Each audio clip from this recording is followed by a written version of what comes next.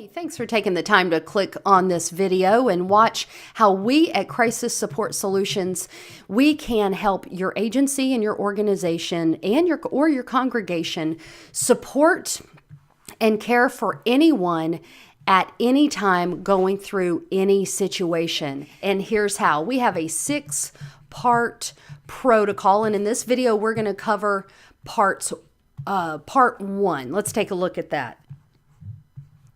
So, if someone is in need of support, then in that case, we can assume that something's happened.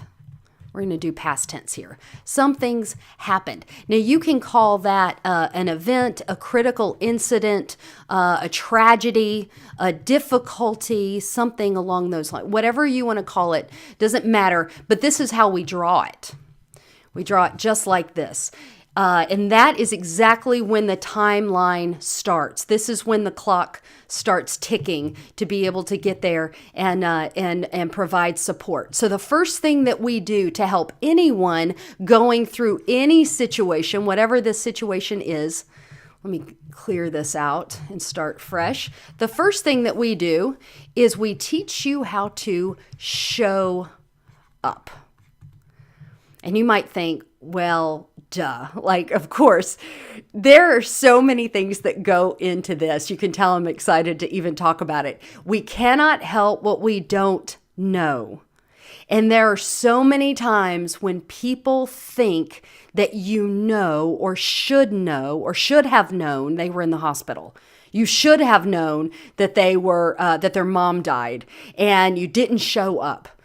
Well, that becomes an issue of communication within your organization, within your congregation, whether you whatever structure you have. So you work on a holacracy model, or you have a traditional hierarchy, or boss type thing, and org chart model and that kind of stuff. And so here's your staff, or here are your branches or divisions, or whatever model you're working on. What binds you all together is communication and the ability to share information. And when that system is not working to communicate between and with each other, then that's where things start to break down very quickly. So we're going to go in, first of all, and work with you on enhancing your communication.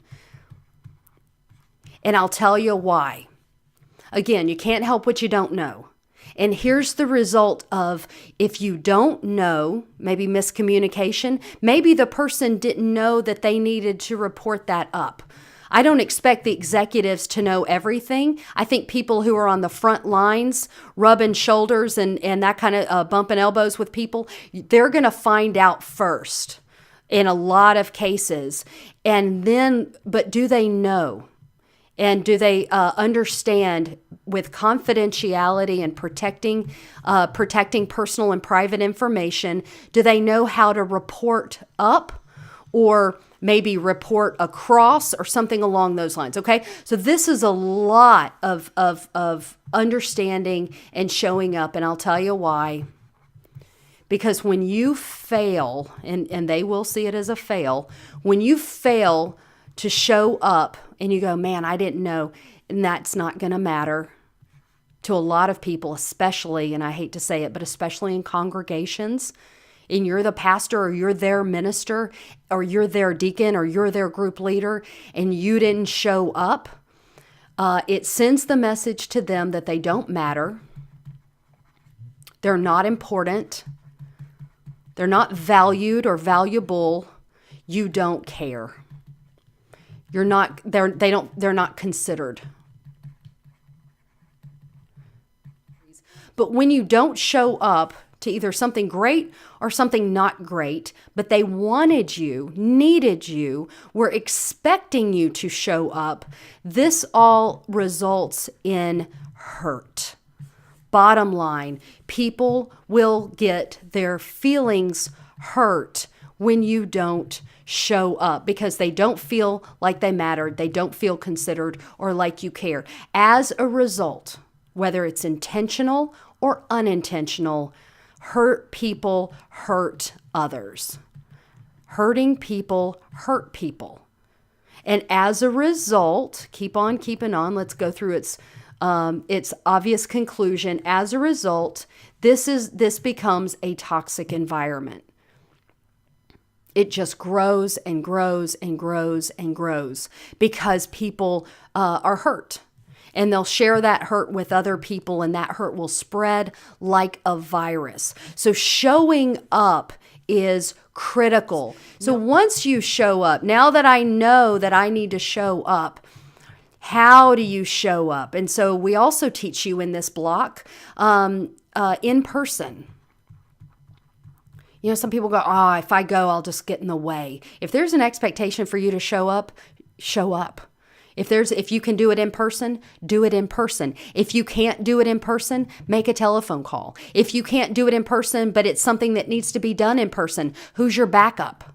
Just because they expect you to be there doesn't mean you have to be there, but you do need a plan. So this is all goes into just step one. We've got 5 more steps to cover. This is just step one. So how do you show up in person, or who's your backup? How do you call? Once you get a foot in the door, building rapport. Now you may already have established rapport, and so they see you at the door and they say, "Oh man, come on in." But if you're in a big church, or you're in a organization that you're a part of the team, you're coming on behalf of. Being able to introduce yourself if you don't know them, being able to say, what's my purpose for being here? I'm not here to get in your way. I'm here to provide care and love and support. That all goes into building rapport. We teach you and we practice every one of these. And then the last thing I'll say on this section is how to be present. In showing up, a large part of showing up is being present.